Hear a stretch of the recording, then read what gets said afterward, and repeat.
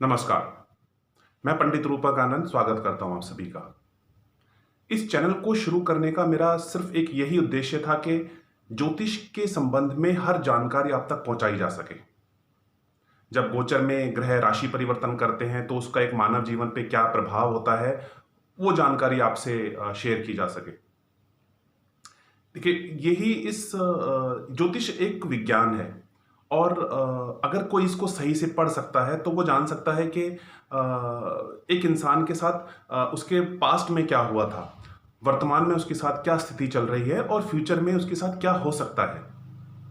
और यही इस विषय की खूबसूरती है कि उस चीज़ को जान के उस स्थिति को कंट्रोल किया जा सके, उस स्थिति को कुछ हद तक क्योर किया जा सके उपायों के द्वारा, रेमेडीज के द्वारा।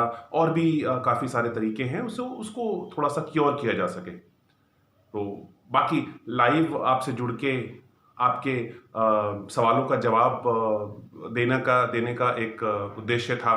और जो इस विषय में रुचि रखते हैं उस उनको जानकारी मिल सके और वो खुद भी किसी हद तक अपनी कुंडली का खुद ही विश्लेषण कर सकें। हालांकि बारीकी से विश्लेषण करने के लिए तो बहुत इसके पीछे बहुत लगन की ज़रूरत पड़ती है, बहुत एक मेहनत की ज़रूरत पड़ती है।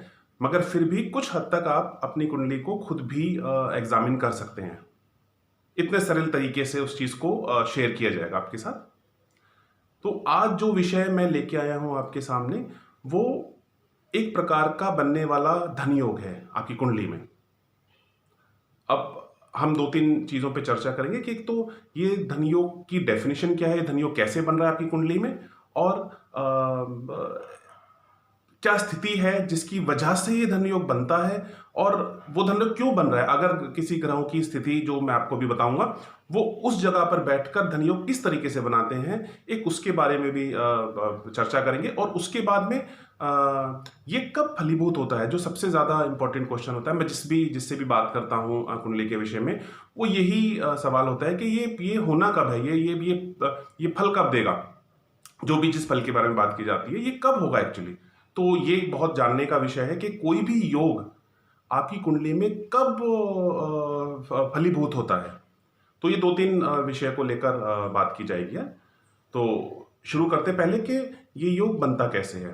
देखिए, इस योग की तीन शर्तें हैं, पहले एक बार वो समझ लेते हैं। सेकंड हाउस में, आई मीन द्वितीयेश के अंदर अनेक ग्रहों का बैठे होना, द्वितीयेश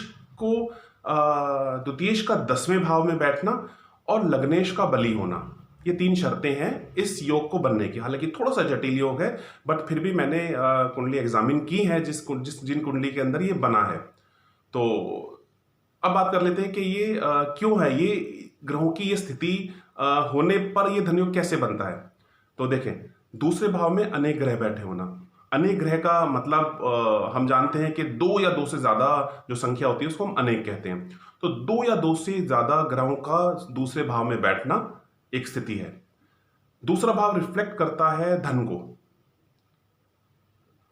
को रिफ्लेक्ट करता है, हमारी आंखों को रिफ्लेक्ट करता है, हमारे जीवन में मिलने वाला अकस्मात जो धन होता है, जो अचानक से जो धन मिलता है, उसको रिफ्लेक्ट करता है। उसके उस भाव में दो या दो से ज्यादा ग्रहों का बैठना एक अच्छी स्थिति होती है। यहाँ पर हम बात नहीं कर रहे कि दो या दो से ज्यादा ग्रह जो हैं वो सौम्य हैं, क्रूर हैं, पापी ग्रह हैं, इस तरीके की बात नहीं है। बट दो या दो से ज्यादा ग्रह बैठने वहां पर चाहिए। इससे क्या होता है कि वो जो भाव होता है वो संचालित होता है, वो एक वर्किंग मोड पे आता है। अब उस भाव के लॉर्ड को, उस हाउस के लॉर्ड को 10वें भाव में बैठना, ये बहुत ही अच्छी स्थिति होती है।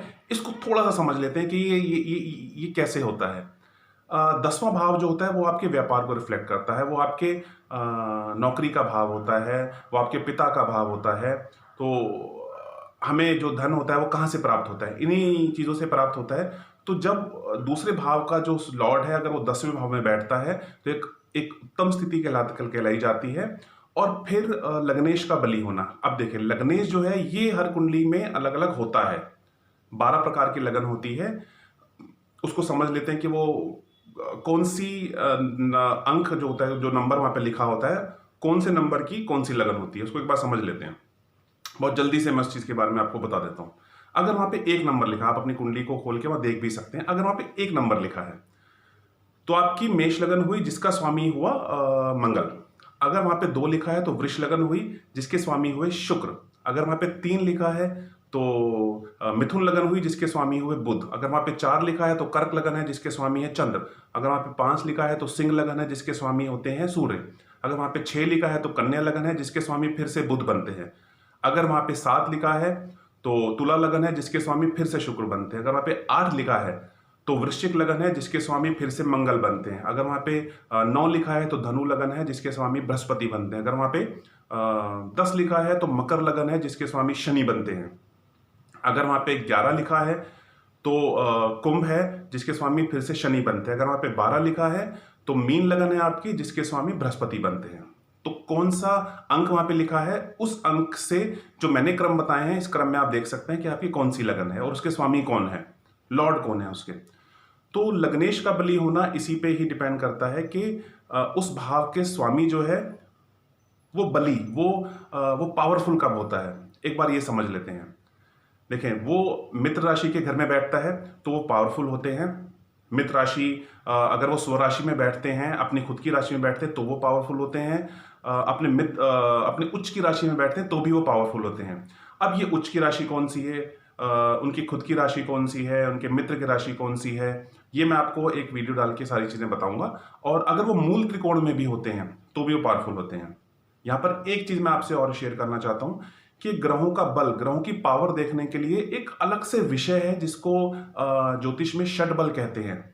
वो बहुत ही विस्तार लिए हुए वो विषय है जिसकी चर्चा मैं इस वीडियो में नहीं कर सकता क्योंकि वीडियो बहुत लंबा हो जाएगा। उसके बारे में मैं आपसे एक वीडियो डाल के फिर से शेयर करूंगा वो षट बल क्या है। उससे ग्रहों की पावर देखी जाती है कि एक कुंडली में जो भी ग्रह बैठा है उसके पास कितनी पावर है। जितनी ज्यादा पावर होगी वो उतना ही अच्छे तरीके से कुंडली में काम करता है। अगर वो अच्छा ग्रह है और उसके बाद पावर बहुत है तो वो अच्छा आपके लिए वर्क करेगा।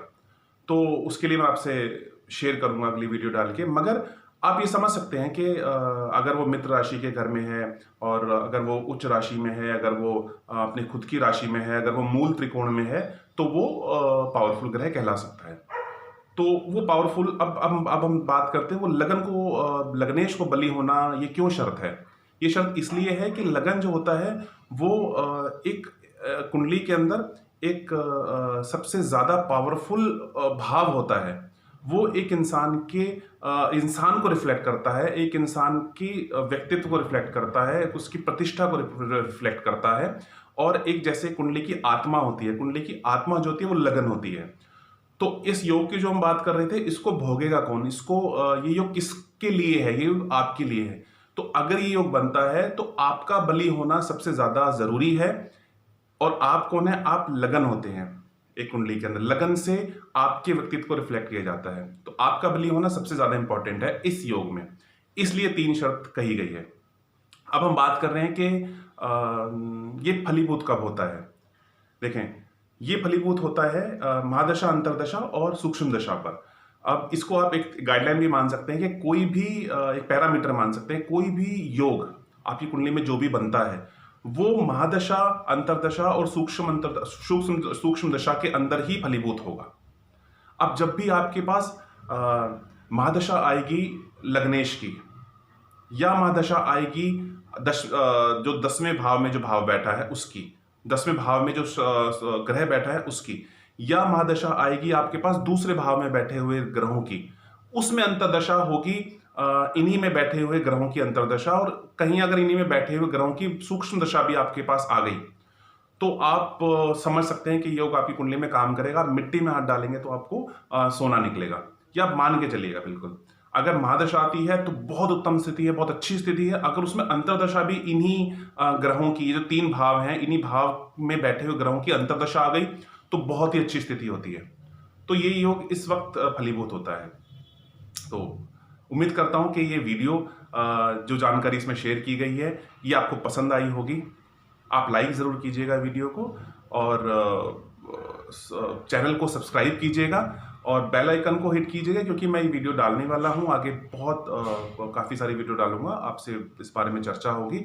और आप बेल आइकन को हिट करेंगे तो सबसे पहले वीडियो आप तक पहुंचेगा। तो इसी उम्मीद के साथ में विदा लेता हूँ। धन्यवाद।